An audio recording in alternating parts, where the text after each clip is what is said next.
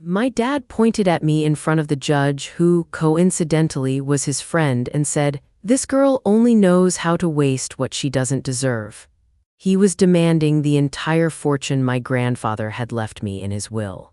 The judge nodded and his lawyer smiled, certain of victory. Then I said two words that made the judge turn pale. "My name is Alexis Porter. I'm 28 years old. The house is too quiet now. It's been 2 months since we buried my grandmother, Evelyn Porter. The silence is a physical thing, a heavy blanket that smothers every sound. I walk through rooms filled with ghosts, their presence so strong I can almost reach out and touch it. In the main hall, I can still smell the faint, sweet scent of Grandma Evelyn's rose perfume, the one she dabbed on her wrists every morning. I see the deep indent in the plush cushions of the living room armchair, the one my grandfather, Robert Porter, always sat in to read the evening paper. This house was my sanctuary.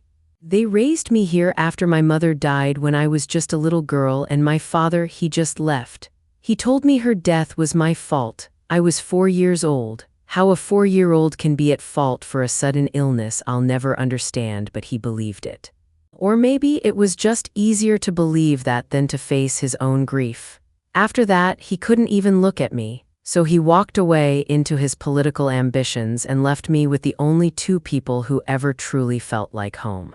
Now, I find myself sitting in my grandfather's study more often than not. His heavy oak desk feels like a fortress against the crushing silence. This was the command center of his empire, the place where he built a manufacturing and logistics group from the ground up, a company that employed thousands of people. It was also where he taught me how to play chess, his warm hand guiding mine as he explained how to think 3 moves ahead. Now it's just a room full of memories and expensive furniture. I run my hand over the worn leather of his chair, its surface cracked and soft from decades of use. This is all I have left of them, their home, their legacy, and the companies they built not for profit but for people. I wear my grandmother's locket every day. It's a simple gold oval, always warm against my skin. It's my reminder of where I come from, of who I am. The doorbell chimes, a sharp, intrusive sound that makes me jump. I'm not expecting anyone. I walk to the front door and open it to find a courier, a young man in a crisp uniform holding a clipboard and a stiff legal envelope. He asks me to sign, his eyes averted, and then he's gone, his van pulling away from the curb. The envelope feels cold in my hands, unnaturally so. I carry it back to the study and sit down at the desk, using my grandfather's silver letter opener to slit it open. The words inside are dense and formal, a language designed to confuse and intimidate, but a few phrases leap out, sharp and clear as broken glass. Petition to contest will. My breath catches in my throat. I scan down the page, my eyes searching for the name of the person doing this, and I find it. The petitioner, State Senator Daniel Whitaker, my father, my own father, the man who hasn't called me in 10 years. The last time we spoke, his assistant had set up the call because he needed a quote for a newspaper article about family values. He needed his estranged daughter to make him look good. Now he's claiming I'm too young, too reckless, too emotionally fragile to manage the estate my grandparents left me. He's asking the court to set aside my grandfather's will and appoint him as trustee, the person in charge. He wants control, all of it. The 7 companies that form the Porter Group, the 9 properties scattered across the state, and this house, the only home I've ever known. Everything my grandparents spent their lives building. I read the lines again, my hands starting to shake. He calls me his grieving, impulsive daughter. He's twisting my love for them, my sorrow at their loss, into a weapon. He's painting it as a weakness, a sign of incompetence. The grief that has been my constant companion for 2 months begins to cool, hardening into something sharp and cold in my veins. This isn't concern for my well-being. This is an invasion. This is a robbery happening in slow motion, sanctioned by the courts. My first call is to Mr. Davies, the family lawyer my grandfather used for decades. His voice on the phone is thick with sympathy, but underneath it, I hear a current of worry that sets my teeth on edge. He asks me to read the petition to him, and I do, my voice flat and emotionless. When I get to the end, there's a long pause. "Alexis," he says finally, "this is aggressive. We'll fight it, of course. Your grandfather's will was ironclad." Then he hesitates. "Do you know who the judge assigned to the case is?" I tell him I don't. He says the name, Judge Mark Rowan. It sounds familiar, but I can't place it. After we hang up, I sit at the desk and type the name into my computer's search bar. The first result is a photo. It's Judge Rowan, a man with a stern face and silver hair, shaking my father's hand at a political fundraiser. They're both smiling broadly for the camera. The second photo shows them on a golf course, laughing, clubs slung over their shoulders. The third has them standing side by side at a charity gala, my father's arm draped casually around the judge's back. They look like the best of friends. I call Mr. Davies back. "I know who he is now," I say, my voice low. "Ah," he says, and the worry in his voice is no longer an undercurrent, it's a flood. "This could be a problem, Alexis." A problem, that's the understatement of the century. My goal is no longer just to grieve, to find a way to live in this quiet house without the people who made it a home. My goal is to fight. And the obstacle isn't just the man who happens to be my father, it's the system he seems to have in his pocket. I stand up and walk over to the large, framed portrait of my grandparents that hangs over the fireplace. They're smiling, their eyes full of kindness. This isn't just about money, it's about honor, it's about protecting their life's work. I will not let him dismantle everything they built just to patch the holes in his own miserable life. Confrontation is no longer a choice. It's a necessity. My first meeting with Mr. Davies is in a downtown conference room that smells of stale coffee and old paper. The walls are lined with thick, leather-bound books that are probably just for show. He's a kind man, but his expression is grim as he lays out the reality of our situation. Your father's petition is built on a single narrative. That you're an unstable spendthrift, he explains, pushing a copy of the filing across the polished table. They'll dig into every purchase you've ever made, every trip you've ever taken. They'll try to paint a picture of a flighty young woman who can't be trusted with a fortune. He leans forward, his hands clasped. My advice, we offer a settlement. Give him one of the smaller companies, maybe a seat on the board of the holding group. Give him something to make him go away. The suggestion makes my stomach churn. The idea of handing that man a single brick of the empire my grandparents built, a legacy he abandoned, is repulsive. No, I say, my voice sharper than I intend. Absolutely not. He gets nothing. Mr. Davies sighs, a weary sound that tells me he was expecting this. Alexis, Judge Rowan is a longtime friend of your father's. Everyone in town knows it. A courtroom fight will be an uphill battle fought in the mud. They'll drag your name, your character, your entire life through it. He gestures to a stack of files. I've looked at case law, at precedents. In situations like this, with a judge who has a clear bias, the law doesn't always matter as much as relationships. He's not saying we'll lose, not in so many words, but he's telling me to prepare for it. He's advising me to manage the loss, not to win the fight. And that's the first real cost of this battle, realizing the person who's supposed to be my champion, my legal protector, is already bracing for defeat. His strategy is about damage control, not victory. No settlement, I repeat, my voice firm. We fight. His expression is a mixture of pity and frustration. It's the look of a man who believes his client is making a terrible, emotional mistake. I can't sleep that night. The conversation with Mr. Davies plays over and over in my head, an uphill battle in the mud. I wander into the study at 2 a.m, the moonlight casting long shadows across the room. I pull up the photos of my father and the judge on my laptop again, laughing on the golf course, shaking hands at a fundraiser. It's a friendship. It's a public alliance, but that's not a crime, it's just optics. I need more than that, I need something solid. Then I remember a name my grandfather mentioned once in passing. He'd been talking about a business rival who suddenly found himself in a world of trouble. He'd called the person who uncovered it all a fixer. someone who could find information that people thought was buried forever. The name was Sophie Lane. A quick search brings up her website. It's sparse and professional, mostly black and white. Her title is simply Private Investigator. Her slogan is just 4 words. Truth has no agenda. It's exactly what I need. I schedule a meeting for the next day. Her office is in a small, discreet building with no sign out front. Sophie Lane, the private investigator, is a woman in her 40s with sharp, intelligent eyes and a no-nonsense demeanor. She doesn't waste time with small talk. She just listens, her gaze steady as I lay out the whole story: the will, my father, his petition, and his very good friend, Judge Rowan. I don't tell her what I expect her to find. I just say, my father is suing me for my inheritance. The judge is his friend. I need to know why. She quotes her fee. It's steep. It's a significant amount of money that will surely be used against me in court if they find out. But it feels like a necessary cost. I transfer the retainer to her account right there in her office using my phone. Sophie's first tactic is simple. I'll start with public records, she says, her voice crisp. I'll follow the money, follow the connections, and see where it all leads.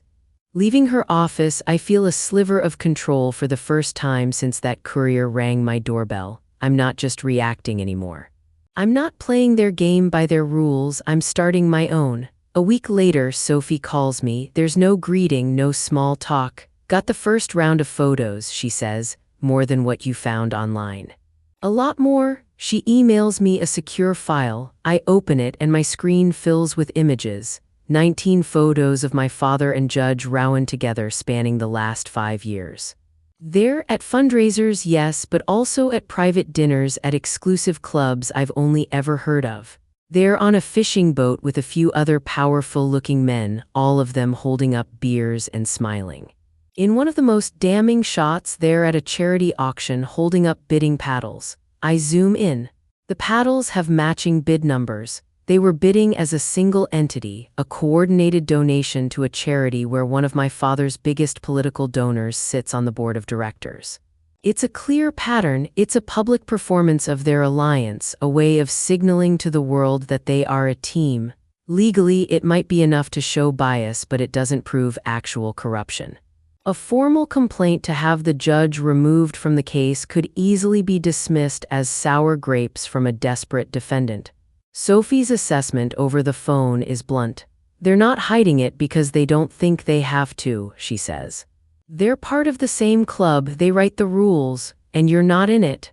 That's when the small, naive part of me that still believed in the sanctity of the justice system dies. A courtroom isn't a place for fairness, it's a theater. And my father has already set the stage, chosen the lead actor, and written the script. I look at the photos again, at their smiling, confident faces. My first tactic, a standard legal defense, trusting in the law and the facts, is dead before it even began. I can't win on legal arguments alone. I have to change the game entirely.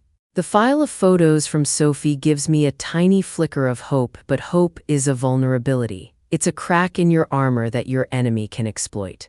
It makes you less prepared for the next attack, and the next attack comes swiftly. Another legal filing arrives by courier. This one is a motion to compel. My father's lawyer, a woman named Linda Carver, is demanding access to my personal financial records for the last 5 years. Every credit card statement, every bank transaction, every receipt. The motion is skillfully worded, painting me as a flighty heiress with a shopping problem. It lists a trip to Italy I took with friends after college.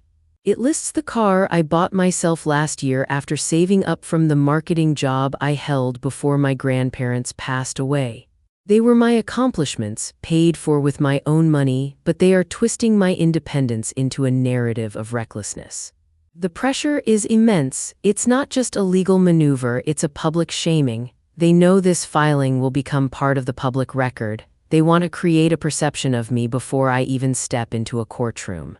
I call Mr. Davies, my voice tight with anger. He tells me there's nothing we can do, we have to comply. The law requires it. It feels like I'm being forced to hand-deliver the ammunition they will use to destroy me. That night, I sit at the dining room table surrounded by stacks of paper. Bank statements, credit card bills, my hands are shaking as I go through them line by line. Every coffee I bought, every book I ordered, every dinner with friends feels like a potential weapon they can use. They are reframing my life, turning every normal human expense into a sign of my incompetence. My privacy has been stripped away, my life turned into a weakness. Just when I think the pressure can't get any worse, Sophie calls again. I have something, she says, her voice lacking its usual detachment. There's an edge to it now. It's not just a photo. She emails me a scanned document. It's a program from a political charity event that took place 2 years ago. My father is listed as the keynote speaker. His smiling face is on the cover. I flip to the second page. Under the heading Honorary Committee, one name is printed in bold type, the Honorable Mark Rowan. They weren't just guests attending the same party. They were part of the organizing leadership. They were partners in this venture. As I read further, it gets worse. The program shows that my father's senatorial campaign was a primary sponsor of the event. And what was the event for? It was a gala to present Judge Rowan with an award for his outstanding community service. My father used his campaign funds to sponsor an event that honored the very judge who would one day preside over his attempt to seize my inheritance. This isn't just a friendship, it's a professional symbiosis, a back-scratching loop of political favors. My father uses his political capital to elevate the judge, and the judge, well, his role in this partnership is becoming terrifyingly clear. The problem is so much wider than I ever assumed. This isn't just two buddies doing a favor for each other. This is a network. This is how power protects itself. The terrible backfire is that this evidence, while stronger, is also more dangerous to use. Accusing a sitting judge of a quid pro quo, a this for that arrangement, is a career-ending move. If I make the accusation and I can't prove it beyond a shadow of a doubt, I don't just lose the case, I lose everything. My reputation, my credibility, I become the crazy, vindictive daughter my father claims I am. This isn't a family dispute anymore. I've stumbled into a web of political corruption and I'm caught right in the middle. I need to ground myself to remember what's real. The next morning, I go to the headquarters of Porter Industries and ask for a meeting with Luke Brennan, the chief financial officer. He's a kind, serious man in his late 50s who worked with my grandfather for over 30 years. He has a gentle face and wears the same simple gray suit every day. He was fiercely loyal to my grandfather. I'm hoping that loyalty extends to me. I sit in his office, the same office where I used to do my homework as a child while waiting for my grandfather to finish his day. Luke, I say, I need your help. I need a simple, clean audit of all the companies. No jargon, no complicated spreadsheets, just the facts. I need to understand exactly what I'm fighting for. He nods, his expression sympathetic. Of course, Alexis. A few days later, he walks me through the financials himself, but he doesn't just show me numbers. He shows me what the numbers mean. He shows me the payroll that goes out to over 2,000 employees, many of whom have worked here their entire lives. He shows me the budget for the community programs my grandmother funded, the local library, the youth sports leagues. He shows me the pension fund, the one my grandfather protected so fiercely that it remained fully funded even during the worst economic downturns. Then he tells me a story. He tells me about a tough year about 15 years ago when a major client went bankrupt and the company was on the verge of missing payroll right before Christmas. My grandfather, without telling anyone, quietly took out a massive personal loan against his own home to make sure every single employee got their paycheck. He refused to let anyone go, especially not during the holidays. The stakes, which had felt so personal and abstract, suddenly sharpen into a crystal-clear focus. This isn't about a fortune, it's about families, it's about livelihoods, it's about a legacy of decency and responsibility.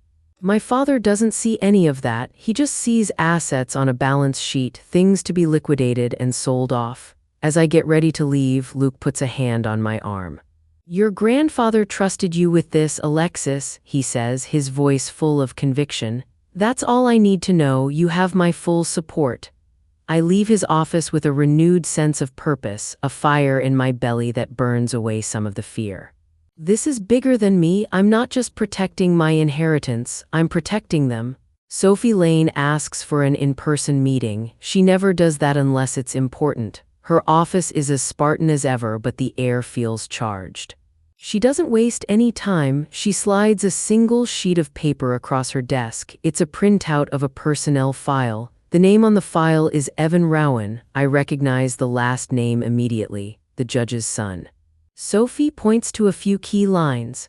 2 years ago, Evan Rowan, then 26 years old with a liberal arts degree and zero relevant experience, was hired for a 6-figure job as a consultant at a major construction firm.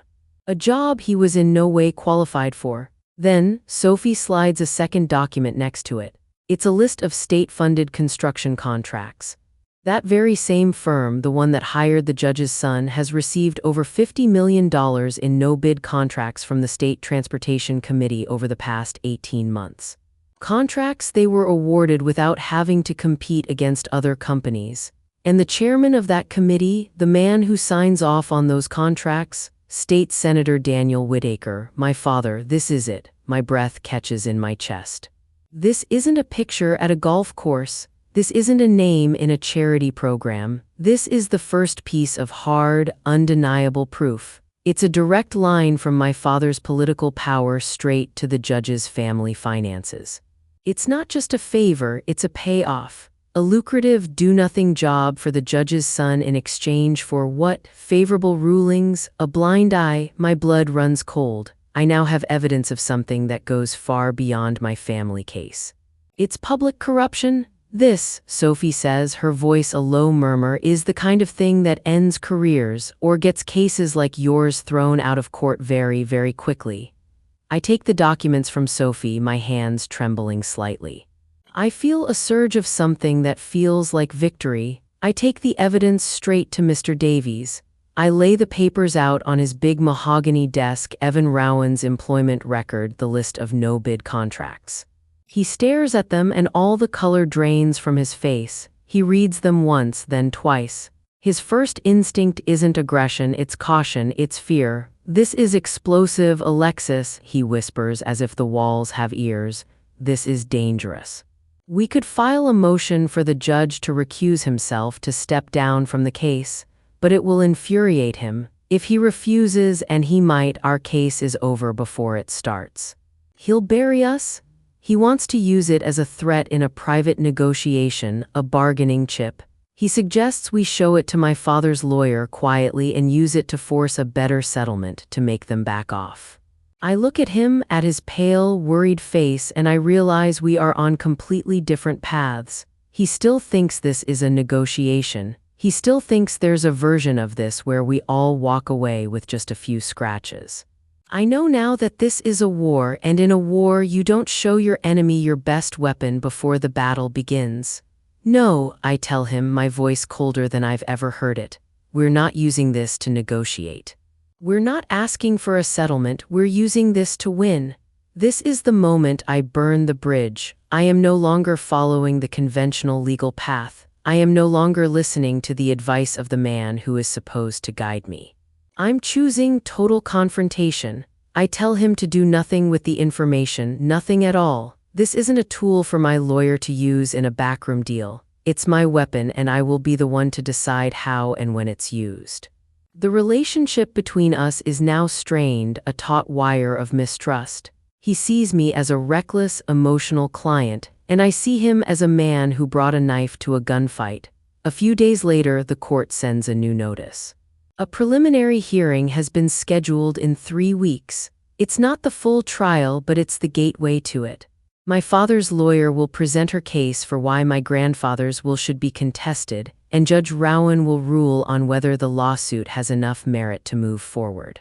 With Judge Rowan on the bench, it's a foregone conclusion, a mere formality. He will rubber stamp my father's petition, and I'll be plunged into a long, expensive, and unwinnable trial. This hearing is a ticking clock. I don't have months to prepare my defense, I have 21 days.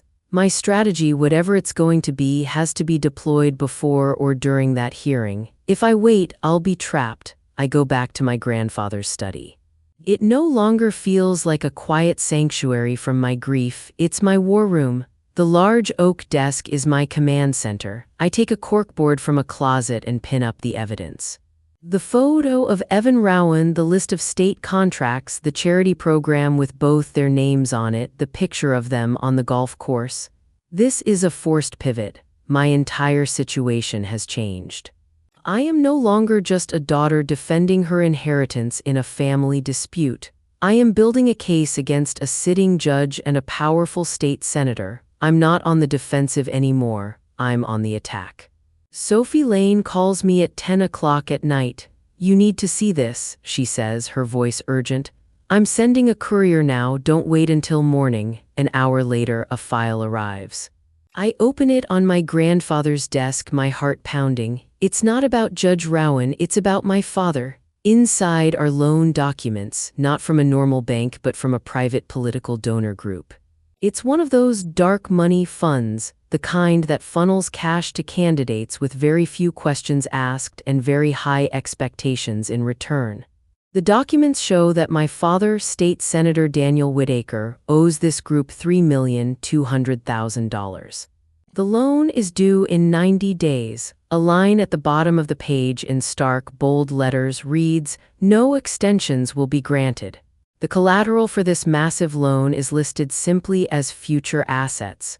The air leaves my lungs in a rush. This is the major truth, the key that unlocks everything. He's not doing this just because he's greedy or because he truly thinks I'm incompetent. He's broke. He's desperate. He's on the hook to some very dangerous people and his time is running out. He needs my grandparents' companies to pay off his political masters. If he doesn't pay, they won't just sue him, they will destroy him. Sophie has included a short, chilling note at the bottom of the file. I also found a preliminary offer from a predatory equity firm dated a week before your father even filed the lawsuit. He was already shopping your companies around looking for a buyer. He was planning to take my grandparents' life's work, a company that supported thousands of families, and sell it for parts to the highest bidder, all to save his own skin. I'm sitting in my grandfather's worn leather chair, the loan documents spread across the desk like a death sentence. The desperation in them is so palpable I can almost smell it. For a fleeting moment, I see him not as a monster but as a cornered animal, pathetic and weak. And suddenly, the choice before me is brutally clear. I could leak this information to the press right now. A simple, anonymous email to a political reporter would do it. His career would be over in days, the lawsuit would be dropped, it would be a quiet, clean victory, but it's not enough. A quiet victory won't fix the rot that allowed this to happen. It won't honor my grandparents' legacy. It won't stop men like him and Judge Rowan from doing this exact same thing to someone else who doesn't have the resources to fight back. The irreversible choice crystallizes in my mind, cold and hard. I am not going to stop the lawsuit. I am going to let it happen. I am going to use their courtroom as my stage. I will let them walk right into the trap I'm setting. I will let them make their case in public, on the record, with all their lies and false concern. And then, when they are at their most confident, I will dismantle them piece by piece, using their own corruption and desperation as my hammer. This is no longer about defense. This is about total annihilation. I pick up the phone and call Sophie. "Keep digging," I say. "I want to know everything, every secret, every debt, every favor."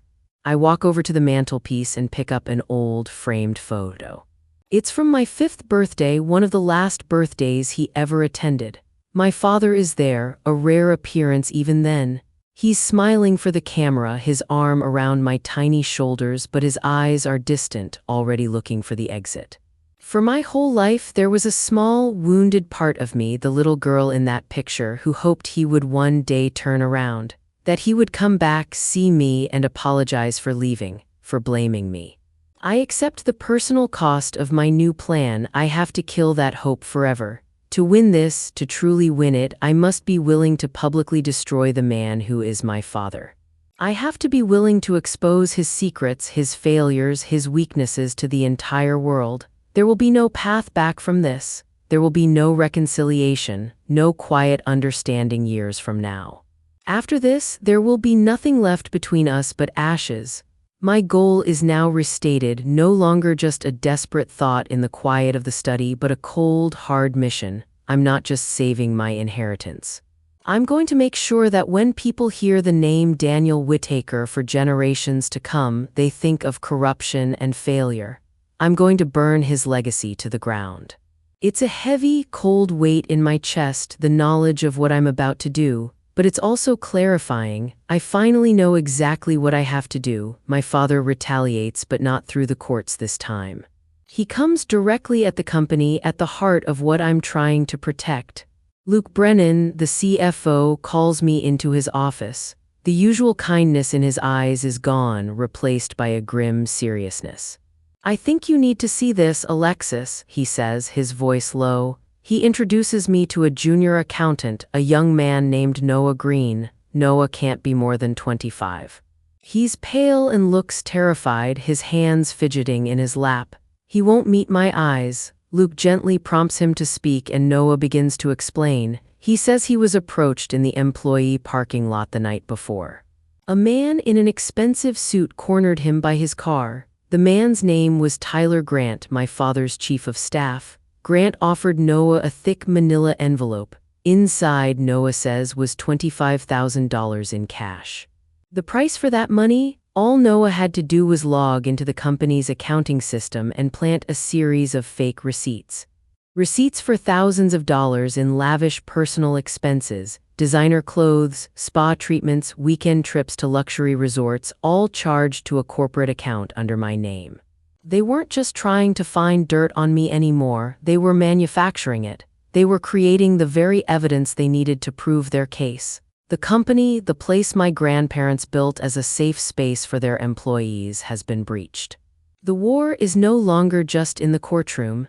It's here, inside these walls. My own employees are being targeted, being bribed to become weapons against me. Before I can even fully process the shock of the bribery attempt, another courier arrives at the house. Another cold, legal envelope. My father is escalating his legal attack, opening a new front. He has filed a petition for an emergency guardianship. I read the document in the study, my hands shaking with a rage so profound it feels like a physical illness. The petition is a masterpiece of condescension and fabricated concern. It uses medical-sounding language, suggesting that I am suffering from severe emotional distress and impaired judgment as a result of my grandmother's recent death. It claims I am a danger to myself and to the financial stability of the estate. It requests that the court take immediate action to freeze all my assets, my personal bank accounts, and my control over the corporate accounts. And it asks that a temporary guardian be appointed to manage my affairs, to make all decisions on my behalf. The guardian he proposes to the court? Himself. This is a public, humiliating escalation designed to cripple me. It's not just an argument over a will anymore. He is trying to have me declared mentally incompetent by the state. If Judge Rowan grants it, even temporarily, I lose everything. I won't be able to pay Mr. Davies. I won't be able to pay Sophie. I won't even be able to pay my own household bills. I will be completely powerless, a prisoner in my own life while he liquidates my grandparents' legacy to pay off his debts. The fight is no longer just for my inheritance. I'm now fighting for my own freedom, for my very autonomy. Noah's call came that night like a small, desperate hand reaching through the dark. I almost didn't pick up. My phone has been buzzing with solicitors and sympathetic friends who feel sorry but powerless, but his voice on the other end pushed past everything. He sounded small and raw, like someone who'd stayed awake too long with a secret. "I couldn't sleep," he said. "I kept thinking about what they wanted me to do." He took a breath. "Tyler Grant gave me his card. Told me to call when I was ready to be a team player."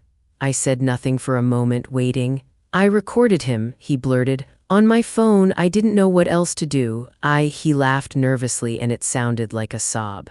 I took a picture of his car, the license plate. I wrote everything down. I can bring it. I can swear to it. Hearing him, something in my chest unclenched. It was a small thing, a teenager's brave, terrified move, but it mattered more than anything a fancy lawyer could say. I told him to come over. I told him to bring everything and to bring his father if he wanted. He said he would. When he arrived, he was even paler in person. He kept folding his hands and unfolding them like he was trying to turn himself into something less frightened. Luke had him sit at the little table in my grandfather's old study while I made coffee. The kettle hissed and the house felt too big, full of old echoes and new danger. Noah handed me his phone. The recording was short, 2 minutes of Tyler Grant's velvet voice offering cash, the soft clink of an envelope being unzipped. "It's clean money," Tyler said, then laughed. "We're just helping you out. Do it, and your future's fine." The way he said it made my skin crawl. Then Noah handed me photos, a clear shot of a white SUV's license plate taken in a parking lot, a tight picture of a hand dropping cash into envelopes. He'd written a timeline where it happened, who was there, what Tyler said. His hands shook as he placed the paper in front of me. He told me something I hadn't expected. His family's loyalty didn't come from me. It came from my grandfather. "My dad worked on the assembly line for 40 years, Noah said, voice steadying. "He says your grandfather treated people like people. He helped my sister through nursing school with a scholarship. We don't forget that." He smiled in a way that broke my heart. "We're not letting some senator buy us off." Luke sat in the chair opposite me, his fingers steepled. "This is enough for an affidavit, Alexis," he said quietly. "If Noah signs, it's his sworn statement. It's a legal record. It could stop the guardianship right there." Noah looked at me, eyes honest and frightened. "I'll sign it," he said. "I don't want him getting away with this." He put his name on the line like he was handing me a shield. It felt like the world shifted under me. For weeks, I'd imagined fighting this alone, me against men in suits. But here was a kid, scared out of his mind, willing to stand up. He and the people like him were the reason my grandparents had built this company in the first place. Their loyalty was the only kind that mattered now. When he left, Noah hugged me awkwardly like he wasn't sure how to be brave. "Tell Luke I'll do my best," he said. I watched him get in his car and drive away, the taillights disappearing into the night. I sat alone at the kitchen table with the signed affidavit in front of me, the paper feeling both fragile and heavy. It was a promise more than evidence, and it meant we weren't completely out of options. Sophie wanted to meet immediately. She came to the house with her usual quietness, a woman who never let emotions spill over into the job. We sat in the study with the lights low. I laid out everything we had. The photos of the judge with Dad, the program listing them as honorary committee members, Evan Rowan's sudden 6-figure job, the no-bid contracts, Noah's affidavit, and the loan papers showing Dad's debt. Sophie read each document like she was reading the lines on a face. "When you put it all together," she said finally, "it's not a bunch of separate favors, it's a system. It's a plan." She pointed to Noah's affidavit and then to the guardianship petition. "Think about the sequence," she said. "First, freeze her out of control. If he can stop her from managing any accounts, he gets access to the companies. Then, the fake receipts get discovered and used to prove she's unfit. At the same time, the judge's connections make sure nothing blocks him. Once he controls the board, the loan people get paid and the companies get sold to whoever will wipe their hands clean of emotion and community. It's surgical." I felt my stomach drop. It was worse than I'd feared, less a dispute over a will than a coordinated coup. The men weren't improvising, they had a plan that moved like clockwork. Sophie's voice cut through the grief and the fear with a kind of cold clarity. "Your father isn't playing for scraps, he's trying to liquidate lives." "And the judge?" I asked. "The son, he's the payment," she said. "A cushy job, a steady income for a family that needs to feel secure. The judge gets to look impartial, the senator looks like a benefactor, and everyone who could stop them is either bought or too scared to act." Sophie leaned back and rubbed her temple. "This is criminal, Alexis, but criminal or not, they'll use legal methods to look legal. That's why you can't just go whisper to a reporter and hope it stops. They'll bury you. They'll bury any whistleblower. She tapped the documents with a pen. You file an ethics complaint, you go public in the right way, you make sure there's a paper trail that can't be erased. The pieces clicked into a direction I could follow. The bribery, the loan, the judge's son's job, they were all threads in a single net cast to capture the company and my life. Knowing that made things both worse and clearer. If I didn't dismantle the net right away, I'd be entangled. The hearing for the emergency guardianship was set for the day after tomorrow. Time felt thinner than ever. Mr. Davies came over that afternoon, a map of worry on his face. He went through Noah's affidavit like a man trying to find solid ground in quicksand. Then he told me what I'd been fearing in a softer voice that made it crueler. We can go to the judge in chambers. Quietly. Show him Noah's affidavit, show him the recording, maybe he withdraws the petition, maybe he backs off. He leaned in, his hands clasped. It's our last safe option, Alexis, we avoid a public fight. We keep the bribery out of the papers, we protect the company while we fight at the next stage. The proposal was a whisper of comfort. It was the hand that would have led me out of the storm without blood on my hands. I could imagine it. A private conversation, a judge embarrassed into stepping back, a settlement where Dad got a small scrap and I kept the rest. No headlines, no ruin, no spectacle, but it didn't sit right with me. The offer smelled like surrender. It would let them retreat and repair their reputations while hiding the rot. If we did it quietly, they'd walk away with lessons learned and the same hunger. The people who'd trusted my grandparents would never get answers, and I'd be left wondering what else they'd try. No, I said before I could talk myself into it. My voice felt brittle but steady. We're not doing that. We're not giving them a backdoor to keep their power. Mr. Davies looked at me as if I'd stepped off the cliff. Alexis, you don't understand. He stopped. He took off his glasses and rubbed his forehead. If we go public in a hearing like this and it fails, the judge could find you in contempt. He could freeze everything and make this worse. I know what could happen, I said, but I also know what will happen if we hide it. They'll do this again to someone else who doesn't have resources and they'll get better at it. I can't let them get away with this just because I'm afraid. He stood up, pacing the study like a man tugged by two ropes. It's professional suicide, he muttered. You could be sanctioned, you could ruin your own standing. This is how reputations get destroyed. For what? I asked. So they can keep ours. He stopped and faced me, eyes tired. What are you planning to do? I didn't answer with a step-by-step. I didn't need to. He'd seen enough signs of what had to come. We present the truth in court, I said. We make the hearing about their integrity, not my grief. We let the public see what they've done. He sat back down, the fight leaving him. You're going to walk into a courtroom and accuse a sitting judge and a state senator of corruption on the record? He looked like he wanted to laugh and cry at the same time. Yes, I said.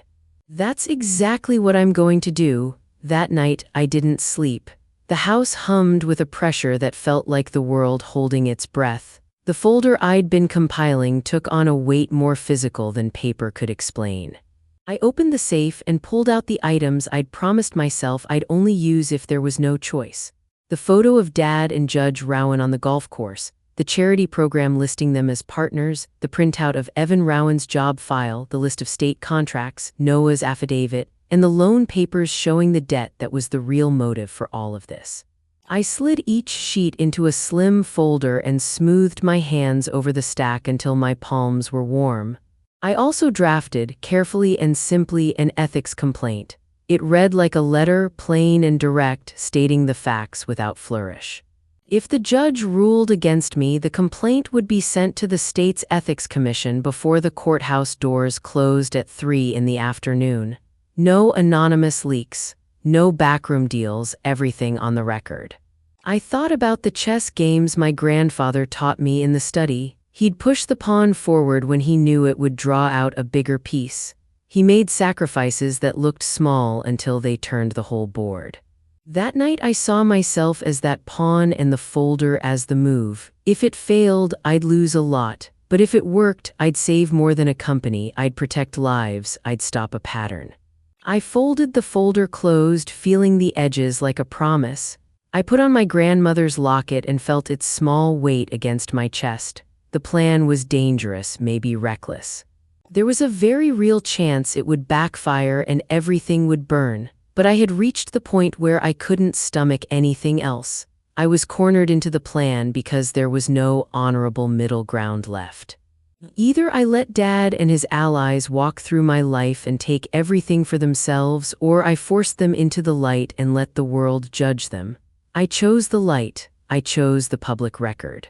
I chose to walk into that courtroom with my folder, my voice, and whatever courage my grandparents had left me. It felt, at once, like stepping off a cliff and finally coming home.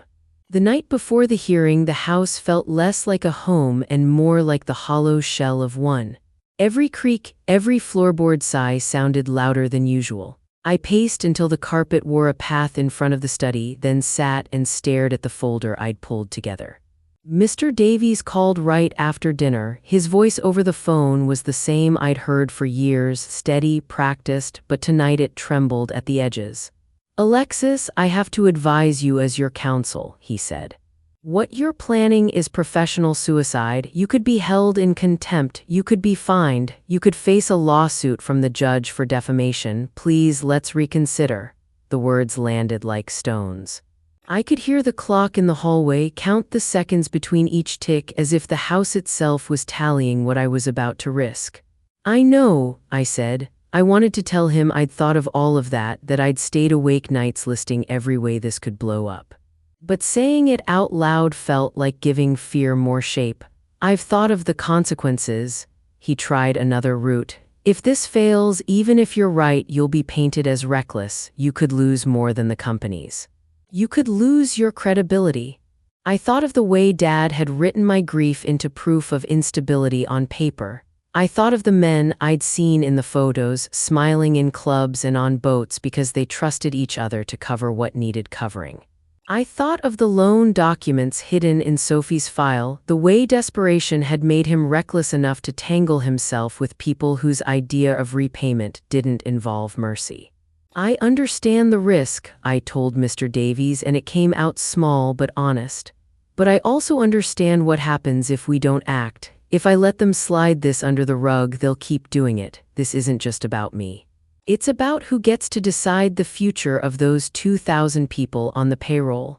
There was silence on the line for a long moment, the sound of a man who'd been in courtrooms for 30 years thinking of bad outcomes. "I can't stop you," he said finally. "I'll do my best to protect you, but I have to tell you I think you're making the worst legal call of your life." When he hung up, I sat very still, listening to the house breathe. The nausea that came over me then wasn't just fear, it was the exactness of sacrifice. If this went the wrong way, the losses would be public, sharp, and lasting. If it went the right way, the reward would be the safety of people who had never asked to be in the crossfire. I held the folder and felt its weight as if it were a physical thing that could tilt the world one way or another. I slept a little, but when dawn came, the study smelled like old paper and coffee, and my hands remained steady. Standing in front of the portrait of my grandparents felt like standing in a quiet jury of two.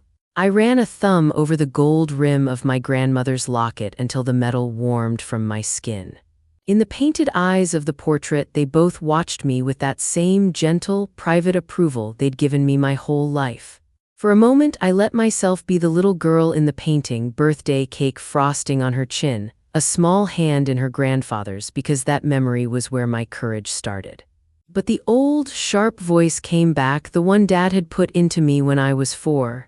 "It's your fault," he'd said, and he'd said it like it was a judgment that could be worn forever. That line had never really left me. It sat under my decisions, a low, accusing hum. Every choice I'd made to be careful, to be good, was an attempt to outrun that simple condemnation. When the petition came and I read Dad's notes about my fragile state, the old wound opened in a way I hadn't expected. It wasn't just legal paperwork, it was him, in black and white, rewriting my childhood into proof of failure. That core wound, his blame, his leaving, had always been the thing I kept private, the thing I used to push myself to be better. Now it was being used as a tool to take everything I loved. I felt like a fraud in the study, like someone pretending to be steady while everything inside was unstitched. The isolation pinched. Mr. Davies thought I was reckless. Some friends held their breath at the edges, unsure how to help. The memories of birthdays and late-night stories felt fragile next to the hard cold of this plan. Maybe in a different life I could have settled. Maybe I could have let Dad take a scrap and lived. But every time I imagined walking away, I heard my grandfather's voice clearer than Dad's. Never play their game, Lexi. Make them play yours. That memory was more than a line. It was a way of seeing the whole board. He taught me chess by making me watch his hands move, by letting me lose small pieces so he could show me how the endgame looked. He taught me sacrifice as strategy. The idea of being fragile had been my cover for years. Men like Dad assumed fragility meant surrender. They were wrong. I sat with the folder and thought of light. Their power came from the shadows, closed rooms, secret deals, whispered favors. Their reputations were shields because no one knew the truth. The fragile possibility I clung to was simple and dangerous. If I could put the truth in the open, where records mattered and people could read for themselves, their shields would be useless. Truth in public was a strange kind of armor. It wasn't guaranteed to work, but it was honest. The folder felt lighter once I decided that. I slid the pages into order again: photos, programs, job records, contracts, Noah's affidavit, the loan papers, and imagined walking into the courtroom with them, not as a pleading child, but as someone who had learned to speak plainly. My breath slowed. My grandmother's locket warmed against my chest. If this was sacrifice, then at least it was a skilled one, chosen with care. The courtroom the morning of the hearing was small, the kind of room that made everyone feel exposed. I arrived early, my shoes whispering on the polished floor. Dad was already there, looking exactly like a man who'd never had to ask for anything he hadn't gotten. He wore a suit that told a story of campaigns and glossy fundraisers, the sharp kind of clothes politicians wear when they want to look like stability. Linda Carver, his lawyer, sat beside him with her papers neatly stacked, her expression the practiced calm of a prosecutor who believed she was doing the right thing. She smiled a little at Dad, and for a second he looked like a man being reassured by a well-laid plan. Judge Rowan entered then, tall and measured, robes flowing in the way they do to remind everyone of authority. He avoided my eyes as he took his seat. I felt the room shift when he sat, like the air itself acknowledging a long-settled order. His presence carried the sort of quiet that people call respect, though I'd learned that respect can hide 1,000 private bargains. Linda rose first, her voice cut through the hush like a polished blade. She spoke about concern and care and my unable to manage state, painting my grief as a dangerous cloud that had settled over reason. She pulled out bank statements and held them up so the room could see: a trip to Italy, a car, dinners with friends. She nodded to each line as if the numbers themselves proved something fundamental about my character. Judge Rowan listened, nodding just enough to show a judge's gravity, his face the picture of paternal worry. The projection screen behind Linda showed 3 years of expenses in bold black and white, each line stripped of context and turned into an accusation. I felt the flush of humiliation rise, a hot, sharp thing that makes your throat tighten. Mr. Davies stood and gave what felt like the weakest defense he could construct. He pointed out the obvious, that the trip was paid for with my own money, that the car was a lawful purchase, but his words landed thin. His shoulders were tight. He looked as if all the time he'd practiced fighting in courtrooms had been replaced by the broader fear of what this room could do if the judge wanted it to. Then, in the quiet after Mr. Davies sat, Judge Rowan looked up and fixed me with those cool eyes. "Miss Porter," he said slowly, "do you have anything to say before I rule on this petition?" The words hung in the air like the start of a match. This was the moment I'd rehearsed and dreaded. The room smelled faintly of lemon polish and old paper. My fingers found the slim folder at my side. My heart hammered, but my voice, when I finally stood, felt like something I'd earned. "Yes, Your Honor." "I do." My voice was steady, quieter than the hum in the room, but it carried. Before this court decides whether I'm fit to manage anything, I have an ethical concern I'm required to raise for the record. There was a ripple of surprise. Linda Carver shot up, lips pressed thin, ready to object. "Your Honor, this is not relevant to the guardianship petition," she said, the practiced outrage of someone who expected to steer the story. "I believe it is," I said, and I stepped forward. The witness stand felt oddly like the old kitchen table where Grandma Evelyn had taught me to speak up for myself. I laid the slim folder on the rail and opened it slowly, letting the motion feel deliberate. I pulled out the first photo. A sunlit golf course, my father and Judge Rowan with their arms slung across each other's backs, both smiling like men who never worried about consequences. I set it on the stand so everyone could see. "This is a photo of the man who filed this petition and the judge who will decide it," I said. The words were simple. I wasn't making a legal argument. I was naming what I'd been carrying for weeks. I slid the charity program across the rail next, the glossy paper listing my father as sponsor and Judge Rowan as honorary chair. They are not casual acquaintances. They've acted together in public, in private, and in fundraising, I said. That's context this court deserves. Judge Rowan's jaw tightened. He looked past me at the rows of people, at my father, then at the lawyers. "Miss Porter," he said, his voice cooling, "you are treading on dangerous ground. This proceeding is about your well-being, not about political friendships." "This is relevant because it goes to impartiality," I answered. Impartiality matters when someone asks the court to remove a woman's ability to control her life and a company that employs thousands. The public has a right to know if the person making that decision is closely tied to the petitioner. There was murmuring now, a soft rustle as people shifted in their seats. Mr. Davies looked as if he wished the floor would open up. Linda's hand hovered over a stack of papers like a conductor about to reclaim a song. I felt my palms go cool. I didn't brandish the loan papers or Evan Rowan's file yet. I didn't need to, I had to move precisely. "You may continue, Miss Porter," Judge Rowan said, though his voice had lost some of its earlier ease. He was on edge. I could see it in the slight tremor of his fingers on the bench. I picked up Noah's affidavit, the paper he'd signed with shaking hands, and placed it where the court could see. "An employee has sworn under oath that he was offered cash to falsify records that would portray me as irresponsible," I said. "That is an attempted crime. It connects directly to the petition before you because the evidence they plan to create would be used to justify removing my control of the estate." The clerk bent forward, writing faster. Linda's mouth opened, shut. My father's face was a color I'd never seen on him. There was no anger, only a flash of fear. Suddenly, the neat choreography of their plan looked messy and exposed. I felt like someone switched the lights on in a room full of secrets. Linda stood and moved toward the bench. "Your Honor, this is an improper insertion into a guardianship hearing." Judge Rowan lifted a hand. He looked like a man holding back a tide. For the first time since I'd been in this room, I watched the judge not as an untouchable authority but as a person who could be shaken.